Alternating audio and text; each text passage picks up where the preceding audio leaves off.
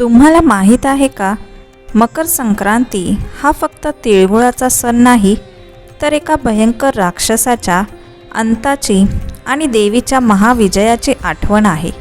ज्या दिवशी स्त्री शक्तीने अहंकाराचा नाश केला, त्या दिवशी सूर्यही उत्तरायण झाला.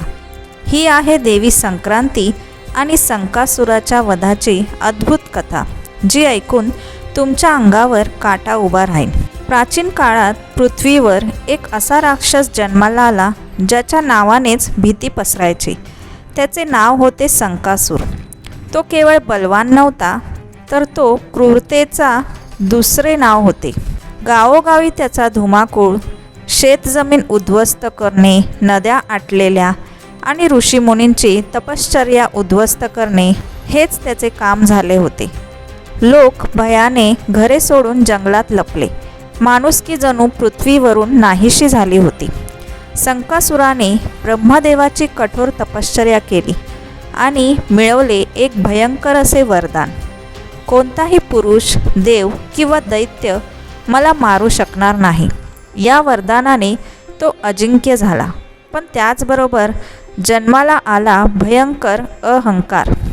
त्याने देवतांचे यज्ञ मोडले, पावसाचे चक्र बिघडवले, भूकमारी आणि दुष्काळ पृथ्वीवर पसरला. आता संकट केवळ मानवांवर नव्हते, तर देवतासुद्धा त्रस्त झाल्या होत्या. ब्रह्मा, विष्णू आणि महादेव सर्व देवता एकत्र येऊन माता दुर्गेची आराधना करू लागल्या. हे माते, पृथ्वीवर अधर्म वाढला आहे, आम्हाला वाचवा. या आर्त हाकेने आकाश हादरले आणि शक्ती जागी झाली. महादुर्गेने आपले तेजस्वी उग्र रूप धारण केले. डोळ्यात ज्वाला, चेहऱ्यावर न्यायाचा क्रोध, हातात दिव्य अस्त्रे. हे रूप ओळखले गेले देवी संक्रांती म्हणून. देवी म्हणाली, अधर्माचा अंत अटळ आहे, आता स्त्री शक्ती बोलेल. संकासूर हसला, अहंकाराने गर्जला, एक स्त्री आणि मला हरवणार?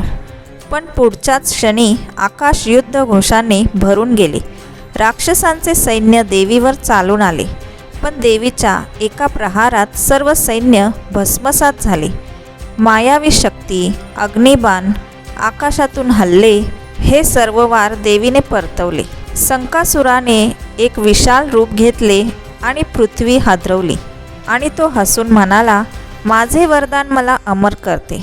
देवी संक्रांती शांतपणे हसली आणि म्हणाली, वरदान हे अहंकाराचे कवच असते, पण न्यायाचा प्रहार ते कवच तोडतो.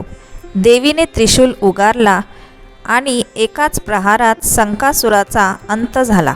अंधार नाहीसा झाला आणि सूर्य तेजाने चमकू लागला. तो दिवस होता मकर संक्रांतीचा. त्या दिवशी धर्माचा विजय झाला, अधर्माचा नाश झाला आणि नव्या सुरुवातीचा प्रकाश पसरला. ही कथा सांगते, संकट कितीही मोठे असले, धैर्य, सकारात्मकता आणि श्रद्धा असेल तर विजय नक्कीच मिळतो. तिळगुळ घ्या, गोड गोड बोला आणि निसर्गाशी समरस व्हा. जर तुम्हाला ही देवी संक्रांतीची कथा आवडली असेल तर व्हिडिओला लाईक करा आणि चॅनेलला सबस्क्राईब करा. ही प्रेरणादायी कथा सर्वांपर्यंत पोहोचवा. थँक्यू.